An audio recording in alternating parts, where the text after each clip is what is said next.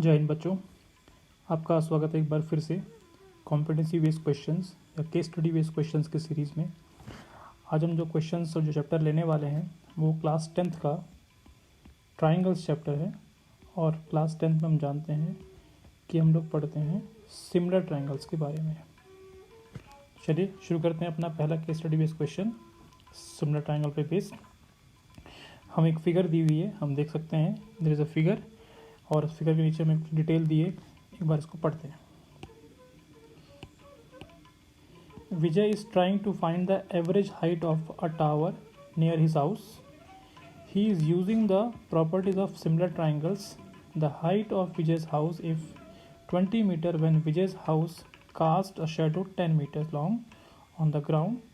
At the same time, the tower cast a shadow 50 meter long on the ground and the house of Ajay cast 20 meter shadow on the ground. Now, as we can see in the picture, there are three buildings. One is Vijay's house, another is tower, and the third one is Ajay's house. So there are three kinds of buildings. The height of Vijay's house is 20 meter. The height of Vijay's house is 20 meter. And when Vijay's house cast a shadow 10 meter long on the ground. Now, what is shadow? Suppose sun की location यहाँ पर कहीं पर है और due to sun rays it cast the shadow, एक cast करता है जिसे यहाँ पर डार्क कलर से शो किया गया है। इस प्रकार से ये वो शेडो है, ये जो है वो शेडो है और इसकी जो लेंथ है 10 मीटर लॉन्ग है, 10 मीटर लॉन्ग है। एट द सेम टाइम, ठीक उसी वक्त, the tower cast the shadow 50 metre long. जो टावर की शेडो है उस वक्त वो 50 मीटर लॉन्ग है। And the ground on the ground and the house of Ajay cast shadow 20 metres on the ground. और ठीक उसी वक्त जो अजय का घर है वो 20 मीटर की कास्ट शेडो करेगा। अब इसमें एक जो जानकारी वाली बात है या सिमिलर ट्रायंगल्स का जो कॉन्सेप्ट आएगा वो कहाँ से आएगा? वो आएगा सन रे से। जो तीनों एंगल है, ये वाला एंगल और बिल्डिंग और ये वाला एंगल, हम देख सकते हैं यहाँ पे तीन ट्रायंगल बनेंगे।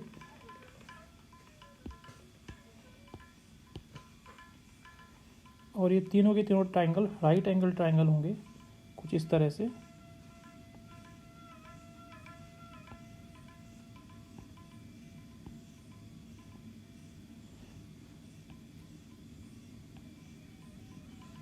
जिसमें ये वाली साइड तो होगी बिल्डिंग्स की हाइट, जैसे यहाँ पर ये वाली साइड है, यहाँ पर ये वाली साइड है।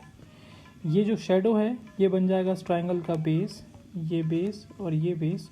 और ये जो लाइन दिख रही है हाइपोटेन्यूस, ये शो करेगी सन रेस को। बिकॉज सन की जो हाइट है वो काफ़ी दूर है, बहुत दूर है ना, लाखों किलोमीटर्स दूर है सन हमसे। तो उसके वजह से क्या होगा, उसके कारण से जो ये एंगल है सन रेस का, जो एंगल पड़ेगा ये तीनों ही बिल्डिंग्स के लिए बिल्कुल बराबर होगा। इसमें इनकी हाइट्स का कोई ज़्यादा इशू नहीं होगा, क्योंकि जो सूरज की पोजीशन है वो हमारे प्लेनेट से बहुत दूर है। तो ये तीनों एंगल क्या होंगे, इक्वल हो जाएंगे। और हम जानते हैं कि तीनों की तीनों बिल्डिंग्स ज़मीन पे परपेंडिकुलर खड़ी हुई हैं।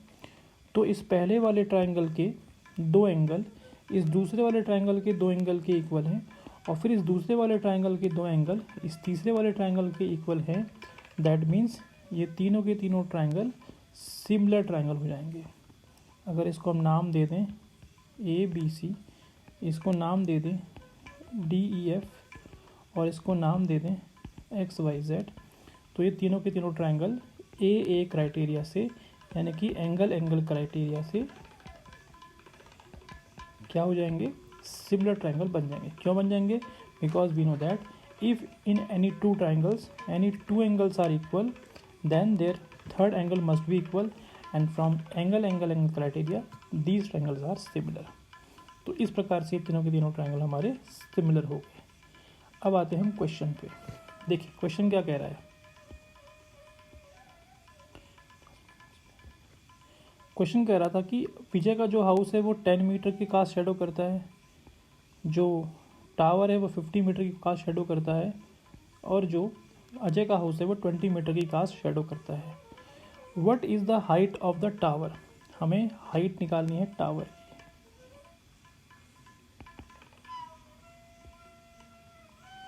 और विजय के हाउस की जो हाइट है वो कितनी दी है, हमें 20 मीटर दी हुई है। ये भी ध्यान रखना पड़ेगा कि विजय के घर की हमें हाइट दी हुई है, दैट मीन्स हमें इस ट्रायंगल का परपेंडिकुलर पता है, because this line shows the height of Vijay house, और ये कितनी दी है 20 मीटर।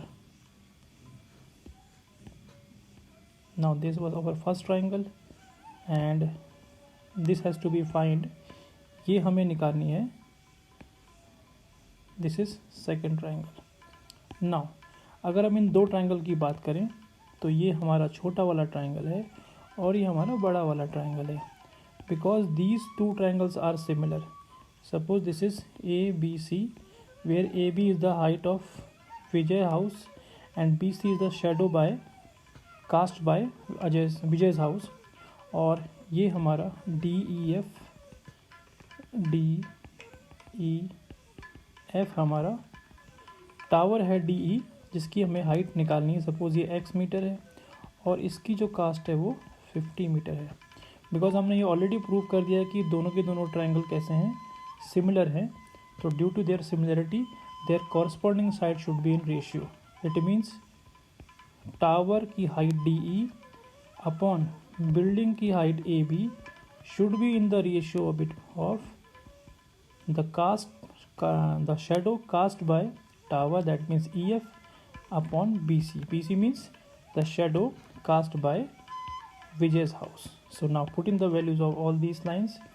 D is x, हमने एड कर लिया कि x है, AB is 20 meter, EF is 50 meter, and what is BC? BC is 10 meter. Now if we just simplify it, it becomes 50 into 20 upon 100, because 20 यहाँ जाके 50 मल्टीप्लाई हो जाएगा। Now 10 5s are 50 and 20 5s are 100 metre. So the height of the building will be, tower will be 100 metres. किस समय, जिस वक्त विजय का जो घर है वो 10 मीटर की कास्ट शेडो कर रहा होगा, उसी वक्त टावर की जो कास्ट है वो 50 मीटर की होगी। ठीक उस वक्त हम देखेंगे कि जो टावर की हाइट है वो 100 मीटर होगी। आप जनरल कॉन्सेप्ट भी लगा सकते हैं, ये 10 का 5 टाइम्स 50 हो गया, तो ऑब्वियसली ये 20 का 5 टाइम्स 100 बन जाएगा। इस तरह से हम इस क्वेश्चन को निकाल सकते हैं। तो ये है हमारा पहला क्वेश्चन, जिसको हमने सिमिलरिटी के कॉन्सेप्ट से सॉल्व किया। पहले हमने क्या किया, हमने दोनों ट्रायंगल्स की इसको सिमिलर प्रूफ किया, और सिमिलर होने के कारण से उनकी साइड प्रोपोर्शन में होगी, तो हमने जो प्रोपोर्शन, जो कॉरस्पॉन्डिंग साइड थी उनको प्रोपोर्शन में लेके और अपने अननोन वैल्यू को यहाँ से निकाल लिया। Now let us come to the second question, second part of this question. What will be the length of the shadow of tower when Vijay's house cast a shadow of 12 meter? अभी विजय का house कहाँ पर है, ये विजय का house है और ये टावर है। उसने विजय के हाउस की हाइट कम ज़्यादा नहीं किया है, हाउस की हाइट अभी भी 20 मीटर है, but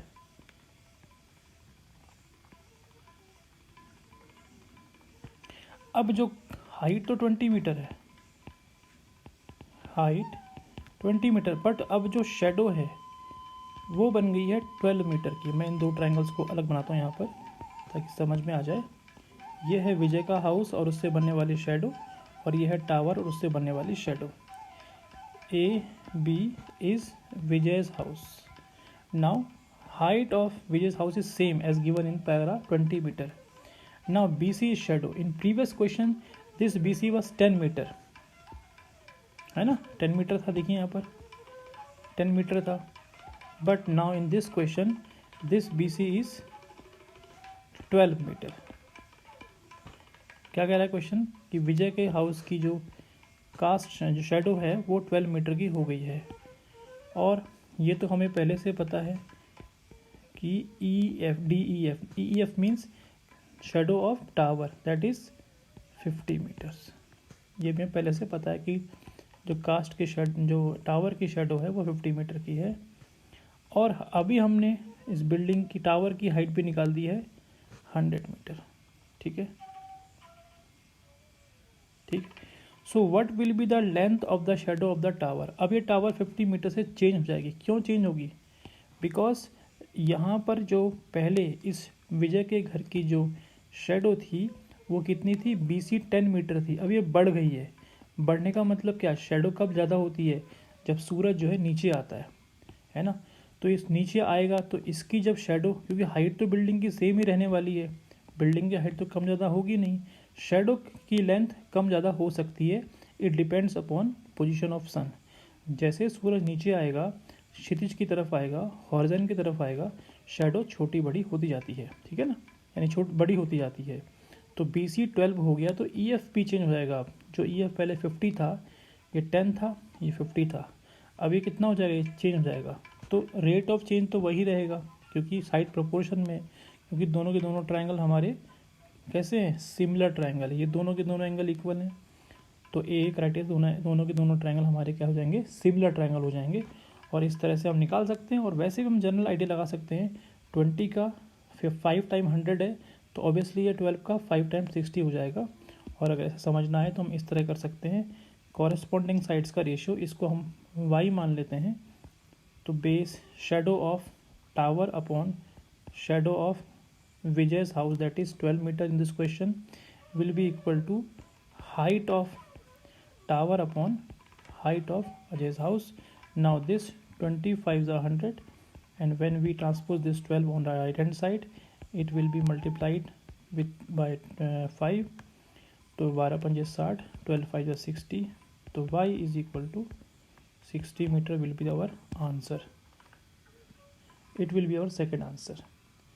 y is equal to 60 metre. ठीक है, क्या हुआ? जब शेडो चेंज हुई, जब हाइट सन की पोजीशन चेंज हुई, तो हमारा जो कास्ट शेडो है उसकी हाइट भी क्या हो गई? उसकी लेंथ भी क्या हो गई? चेंज हो गई। तो इस तरह से सेकंड क्वेश्चन को हम कर सकते हैं। ओके, तो ये हमारा सेकंड क्वेश्चन है। कुल मिलाकर कॉन्सेप्ट क्या है? सिमिलरिटी कॉन्सेप्ट में इसमें अप्लाई करना है। Now let us come to third question. अब थर्ड क्वेश्चन में डिस्कस किया गया अजय के हाउस को। अभी तक हम विजय के हाउस को लेकर चल रहे थे, अब अजय के हाउस की बारीक बात की गई है। तो एक बार फिर से पढ़ लेते हैं पैराग्राफ को। जिस समय शुरुआत में, जिस समय बिल टावर की जो शेडो है वो 50 मीटर है। तो क्या कह रहा है क्वेश्चन? विजय का जो घर है, विजय's हाउस इज 20 मीटर, उसकी हाइट 20 मीटर है। When Vijay's house cast a shadow 10 metre long on the ground, जब विजय का घर 10 मीटर की कास्ट शेडो कर रहा था, ठीक उसी वक्त टावर कितना कर रहा था? 50 मीटर। और अजय का जो घर है वो 20 मीटर की शेडो बना रहा था। अजय का जो घर है वो 20 मीटर की शेडो बना रहा था। सेम ट्रायंगल वाला कॉन्सेप्ट यहाँ पर भी लग जाएगा। एक ट्रायंगल यहाँ पर आएगा, एक ट्रायंगल यहाँ पर आएगा और एक ट्रायंगल यहाँ पर आएगा। और हमने पहले क्वेश्चन में डिस्कस किया है कि ये तीनों के तीनों एंगल इक्वल होंगे, बिकॉज ये जो लाइन है, ये लाइन शो करती है सन रे को, और तीनों के लिए सन की पोजीशन एक जैसी होगी, क्योंकि सन धरती से बहुत दूर है। तो तीनों के लिए एक जैसे एंगल पे सन रेज गिरेंगी, तो शेडो भी एक जैसे एंगल पे ही आएगी। But because of their height, their shadow must be smaller or larger. तो जिस वक्त बिल्डिंग की शेडो 50 मीटर की है, जिस वक्त अजय के घर की शेडो 10 मीटर की है, और उस वक्त विजय के घर की शेडो 10 मीटर की है, तो अजय की घर की शेडो उस समय 20 मीटर की है। तो उस समय हमें निकालनी है height of Ajay's house. Ajay की घर की हाइट कैसे होगी? तो हम अजय के घर की हाइट निकालने के लिए क्या करेंगे? क्योंकि हमने फर्स्ट क्वेश्चन में बता दिया है कि तीनों के तीनों ट्रायंगल कैसे हैं? सिमिलर हैं। अगर इसको हमने नाम दिया था ABC, इसको नाम दिया था DEF, और इसको नाम दिया था हमने सपोज XYZ, तो हम किन्हीं भी दो ट्रायंगल को, इन दोनों में से या तो इस ट्रायंगल को इसके साथ ले लें या इस ट्रायंगल को इसके साथ ले लें, हम अजय के घर की हाइट निकाल सकते हैं। अभी हमने फर्स्ट क्वेश्चन में टावर की हाइट कितनी निकाली है? 100 मीटर है। ठीक है, तो मैं इन दो ट्रायंगल्स की बात करता हूँ। इन दो ट्रायंगल्स को मैं साथ में ले लेता हूँ। देखिए कैसे करेंगे। पहला ट्रायंगल है टावर और दूसरा ट्रायंगल है अजय का घर। ठीक है, ये डी इज टावर जो कि यहाँ फिगर में हमें दिख रहा है। ठीक है, और E F is shadow that is 50 meter और डी ई हमने कैलकुलेट किया फर्स्ट पार्ट में 100 meters. Now this is Ajay's house. X Y is the height of building जो हमें निकालनी है। सपोज़ वो एच है, उसको हम लोग एच मान लेते हैं, और Y Z is shadow made by Ajay's house. ठीक है, और हमने क्योंकि पहले ही प्रूफ किया है कि ये एंगल इसके इक्वल, ये एंगल राइट एंगल, तो ए क्राइटेरिया से ये दोनों ट्रायंगल कैसे हो जाएंगे। Triangle D E F will be similar to triangle X Y Z. Now when triangles are similar then corresponding sides are in proportion. तो एक्स वाई माने height of Ajay's house upon D E माने height of tower will be equal to shadow by Ajay's house that is Y Z upon shadow by tower that is E Z. रख दीजिए value. H upon 100 is equal to 20 upon 50, 20 upon 50, और इसको simplify करेंगे तो H हमें निकालना है, इसको लेफ्ट हैंड साइड में रहने देते हैं। 20 upon 50 already right hand side में दिया हुआ है, 100 को राइट हैंड साइड में लेंगे तो मल्टीप्लाई हो जाएगा। 50 1 जा 50, 52 जा 100 and H will become 20 into 2 that is 40 metres. तो हमारे अजय के घर की हाइट कितनी आ गई, 40 मीटर आ गई। ठीक है, इस तरह से हमने थर्ड क्वेश्चन कर लिया। Now let us come to the fourth question. When the tower cast a shadow of 40 metre, जिस वक्त, अब क्या हुआ, शेडो टावर की छोटी हो गई, जो शुरू में 50 मीटर थी वो अब हो गई 40 मीटर्स। ठीक है, तो when the tower cast a shadow 40 meters, same time what will be the length of the shadow of Ajay's house. उस वक्त अजय के घर की जो शेडो की है वो हाइट कितनी, वो लेंथ कितनी हो जाएगी। देखो टावर की हाइट भी कम ज़्यादा नहीं होने वाली, और पिछले क्वेश्चन में हमने अजय के घर की हाइट निकाली है 40 मीटर्स, ये भी कम ज़्यादा नहीं होने वाली। केवल क्या होगा, शेडो छोटी बड़ी होगी due to position of sun. Now again we have two triangles, ये वाला ट्रायंगल हो गया और ये वाला ट्रायंगल हो गया। इसका नाम क्या था, इसका नाम था डी ई एफ और इसका नाम रखा था हमने एक्स वाई जेड। इन दोनों ट्रायंगल्स को कंपेयर करते हैं। This is D E F and this is X Y Z. D E is height of tower that is 100 metre. Now in this question E F shadow by tower is 40 metres. ठीक है, 40 metres. और यहाँ पर क्योंकि हमने पिछले question में अजय के घर की हाइट निकाली है, क्योंकि यहाँ अजय के घर की बात की गई है ना, तो कितनी निकाली हमने इसकी हाइट, 40 मीटर्स निकाली है। ठीक उसी वक्त हमें बताना है कि ये वाई जेड कितना होगा, यानी कि शेडो की लेंथ क्या होगी। सपोज इसे एक्स मान लेते हैं, बिकॉज ये दोनों ट्रायंगल सिमिलर हैं। फिर से वही बात, ये एंगल इसके इक्वल और ये एंगल राइट एंगल, तो ए क्राइटेरिया से दोनों ट्रायंगल सिमिलर हैं। So what will we find, the corresponding side should be in ratio. हमें निकालना है वाई जेड, यानी कि अजय के घर की shadow Y Z upon shadow of tower that is E F will be equal to height of Ajay's house upon height of tower. देखो ऊपर लिया है अजय का घर, तो नीचे लेंगे क्या, टावर, दोनों ओर से। ना put the values, Y Z को हमें निकालना है, इसको एक्स ले लेते हैं, मान लेते हैं एक्स से। ई एफ इस क्वेश्चन में 40 मीटर दे दिया गया है, शेडो ऑफ टावर। अच्छा एक्स वाई तो चेंज नहीं होने वाला है, एक्स वाई हमने थर्ड क्वेश्चन में 40 मीटर निकाला है, और डी हमने फर्स्ट क्वेश्चन में निकाला था 100 मीटर्स। ठीक है, तो यहाँ से क्या मिल जाएगा, यहाँ से मिल जाएगा 40 इंटू 40 अपॉन 100, तो कितना हो गया, 0 से 0 कैंसिल, 0 से 0 cancel, X will be 16 metres. तो इसका आंसर आ जाएगा 16 मीटर। जिस वक्त टावर की शेडो 40 मीटर की बनेगी, ठीक उसी वक्त अजय के घर की शेडो कितने की बनेगी, 16 मीटर की शेडो बनेगी। So this is fourth question. Now let us come to the fifth question. What is fifth question, In fifth question we have asked that when the tower casts the shadow 40 meters, same time what will be the length of shadow of Vijay's house? देखो विजय के घर की height कितनी है, विजय के घर की height दे रखी है हमें क्वेश्चन में 20 metres, height of Vijay is 20 metres. तो ये वाले ट्रायंगल की बात हो रही है और टावर की बात हो रही है। तो मैं इसको थोड़ा बड़ा करके बनाता हूँ ट्रायंगल्स को। ये हुआ विजय का घर और ये हुआ हमारा टावर, ठीक है। विजय को हमने घर के हमने कैसे किया था रिप्रेजेंट, ए बी सी से, और इसे किया था रिप्रेजेंट डी ई एफ से। तो यहाँ पर भी आ जाते हैं फिर से, A B is height of Vijay's house and it is given in question 20 meters. B C is shadow, ठीक, of Ajay's house. Now D E F हमने टावर की हाइट निकाली है 100 मीटर। अब क्वेश्चन क्या कह रहा है, क्वेश्चन कह रहा है when the tower cast the shadow 40 metre, जब टावर की शेडो 40 मीटर निकलेगी उस वक्त अजय के घर की शेडो यानी कि ये लाइन बी सी कितना निकलेगी, ठीक है। कैसे करेंगे, वही सिमिलरिटी, सभी क्वेश्चन में एक ही मेथड है, केवल आपको कॉरस्पॉन्डिंग साइड्स और कॉरस्पॉन्डिंग एंगल्स को पहचानना है। तो हमें निकालना है बी सी, तो B C that means shadow of Ajay's house upon E F that means shadow of tower, shadow upon shadow.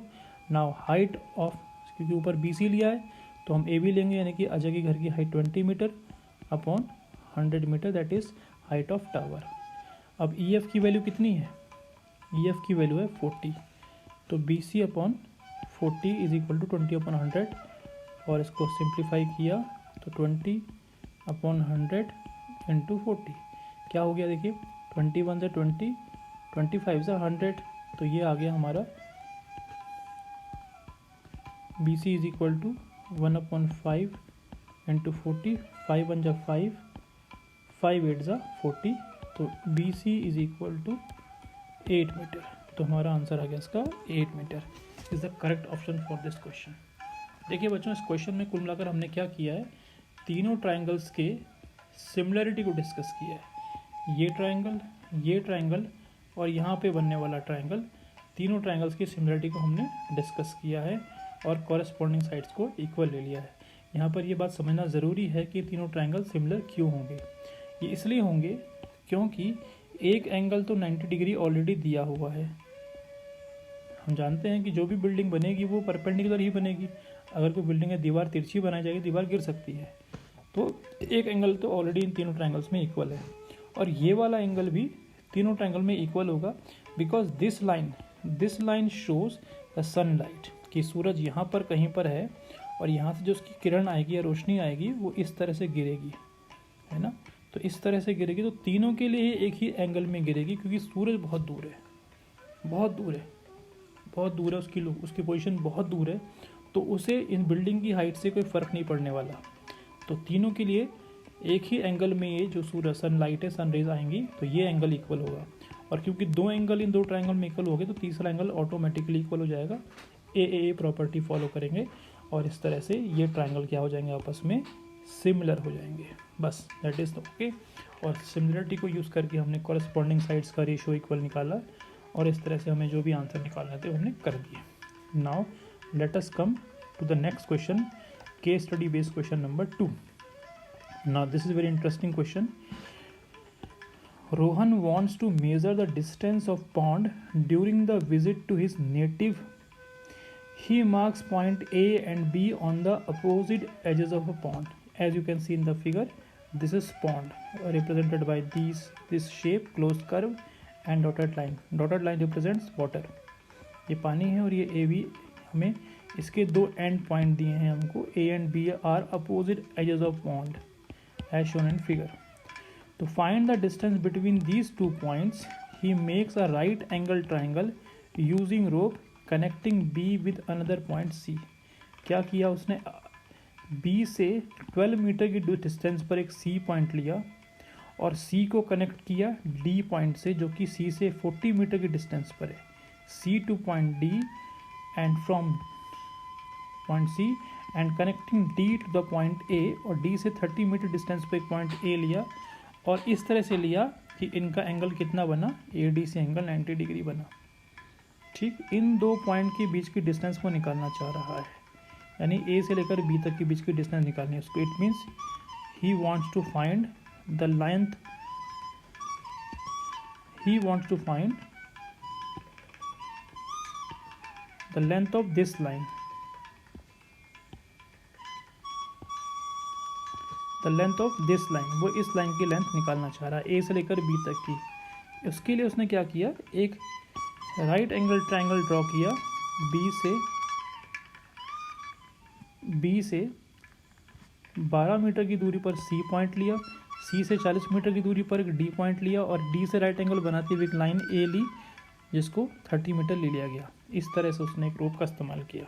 ठीक है, ये तो हमारा क्वेश्चन है और ये स्थिति है। अब देखो बच्चों, इस पिक्चर में क्या है, एक राइट एंगल ट्रायंगल हमें मिल रहा है। तो राइट एंगल ट्रायंगल मिलते ही तुरंत ध्यान में आना चाहिए Pythagoras theorem, because whenever we have a right angle triangle it will surely follow Pythagoras theorem. Now let us see what is first question. Which property of geometry will be used to find AC? Obviously AC means this distance A to C, A से लेकर C तक की distance. तो A से लेकर C तक की distance कैसे निकलेगी, बिकॉज ये एक राइट एंगल ट्रायंगल बन गया ना, ADC। ए से लेकर सी तक की बात कर रहा है, ए से बी की बात नहीं कर रहा है, ए से लेकर सी तक की बात कर रहा है। तो ए से सी माने, बिकॉज ये राइट एंगल है, तो राइट एंगल के सामने वाली साइड हमेशा क्या होती है, हाइपोटेन्यूस होती है। तो हाइपोटेन्यूस कैलकुलेट करना है और हमें क्या पता है, हमें बेस पता है, परपेंडिकुलर पता है। तो ऑब्वियसली हाइपोटेन्यूस निकालने के लिए हम क्या यूज़ करेंगे, Pythagoras theorem. So the correct option will be Pythagoras theorem, the property that will use to find the distance AC. So this is very easy question. Now let us come to second part of this question. What is the distance AC? Now we have to calculate AC. हमें AC निकालना ही है, तो A से लेकर C तक की line हमें निकालनी है। Because triangle ADC is a right angle triangle where angle D is 90 degree. We all know that the line segment just opposite to 90 degree angle is hypotenuse. So AC will be hypotenuse and it will surely follow the Pythagoras rule.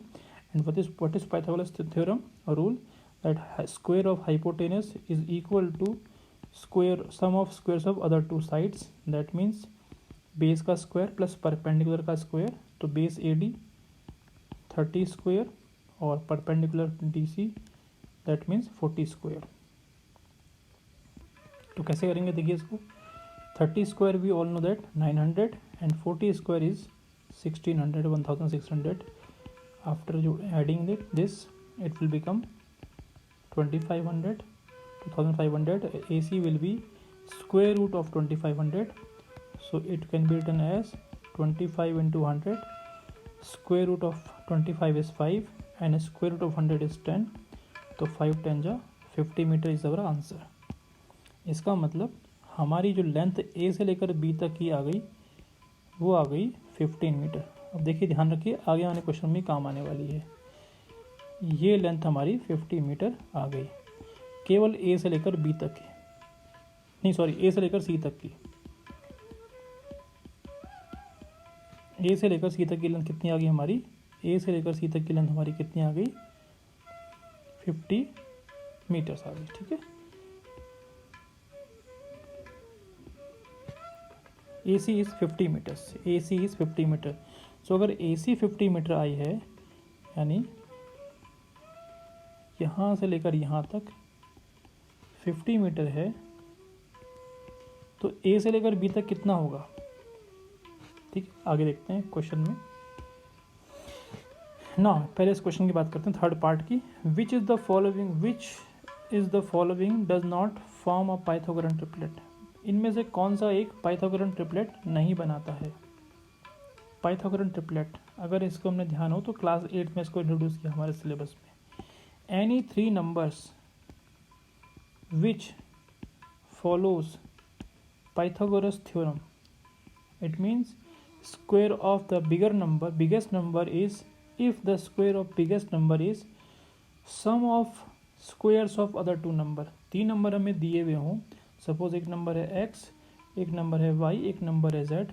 अगर किसी एक number का जो सबसे बड़ा number हो उसका square बाकी दो नंबर के स्क्वायर के टोटल के इक्वल हो, यानी Y square plus Z square के इक्वल हो, तो हम बोलेंगे कि x, y, z are in Pythagorean triplet. ठीक है, तो हमें यही चेक करना है इन चारों ऑप्शन में कि कौन सा वाला ऐसा ट्रिपलेट है जो इस रूल को फॉलो नहीं करता है। तो सिंपल सी बात है, क्या करेंगे, जो इन तीनों में से सबसे बड़ा नंबर है उसका स्क्वायर निकालेंगे।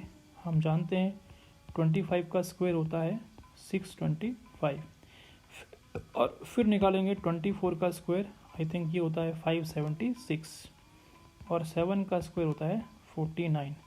अगर हम इन दोनों को ऐड कर दें, अगर केवल इन दोनों को ऐड करें तो इनका टोटल कितना आ रहा है 625। इसका मतलब 24 square plus 7 square is 25 square. ये जो एक्सप्रेशन है, इक्वेशन है, बिल्कुल इस फॉर्म की है। दैट मीन्स ये तो पाइथागोरन ट्रिपलेट है। हमें वो पता करना है जो पाइथागोरन ट्रिपलेट नहीं है। तो हर क्वेश्चन के लिए कैलकुलेट करने की आवश्यकता नहीं है, हम कर भी सकते हैं वैसे तो, पर इसकी शॉर्टकट ट्रिक ये है, इसको हम ऐसा भी कर सकते हैं कि हम केवल आइडिया लगाएं, गेस करें कि वंस प्लेस का अगर हम स्क्वायर करें किसी नंबर के तो वंस प्लेस पे क्या आएगा। जैसे मैं आपको बताता हूँ, देखिए 15, 8 और 17, इसमें सबसे बड़ा नंबर कौन सा है 17। तो 17 का स्क्वायर हम करेंगे तो जो भी स्क्वायर आएगा इसके वंस प्लेस पे कितना आएगा 9 आएगा, बिकॉज 7 7 जा 49। अब बाकी नंबर जो भी आया उससे कोई मतलब नहीं, इसके वंस प्लेस पे 9 आया। बचा नंबर 8 का स्क्वायर कीजिए तो इसके वंस प्लेस पे क्या आएगा 4 आएगा। वैसे छोटा नंबर है 64 जानते हैं हम लोग। और 15 का स्क्वायर कीजिए, इसके वंस प्लेस पे 5 आने वाला है। ठीक है, बाकी नंबर जो भी आना है। अब वंस प्लेस का नंबर जोड़ के देखते हैं क्या होता है। 8 के स्क्वायर के वंस प्लेस पे 4 आया, 15 के स्क्वायर के वंस प्लेस पे 5 आया, इन दोनों को ऐड किया तो कितना आया 9, जो कि 17 के वंस प्लेस के स्क्वायर के वंस प्लेस पे आ रहा है। तो ये भी पॉसिबल है कि हो, है ना, पॉसिबल है कि हो, ज़रूरी नहीं कि हो लेकिन पॉसिबल है। सेम कॉन्सेप्ट यहाँ लगा सकते हैं। देखिए यहाँ पर सबसे बड़ा नंबर कौन सा है 13 का स्क्वायर जो भी नंबर होगा, अगर हमें नहीं भी निकालना है लेकिन इतना पता है कि उसके वंस प्लेस पे 9 आएगा, बिकॉज यहाँ पे वंस प्लेस पे 3 है, तो 3 स्क्वायर इज़ 9। अब आती है बात 12 की। 12 के स्क्वायर के वंस प्लेस पे कितना आएगा 4 आएगा, और 5 का स्क्वायर तो हमें पता ही है 25 होता है। अब इसका और इसका वंस प्लेस जोड़िए तो 5 + 4 9 के इक्वल आ रहा है, यानी कि इसकी पॉसिबिलिटी है। अब चेक करते हैं पॉसिबिलिटी 21, 20 और 8 की। 28 का स्क्वायर है ना, 28 का स्क्वायर जो भी नंबर आएगा उसके वंस प्लेस पे क्या आने वाला है 4, बिकॉज 8 8 जा 64। ठीक, 20 का स्क्वायर इसके वंस पे क्या आने वाला है, वंस प्लेस पे 0 आने वाला है। और 21 का स्क्वायर इसके वंस प्लेस पे कितना आने वाला है 1 आने वाला है।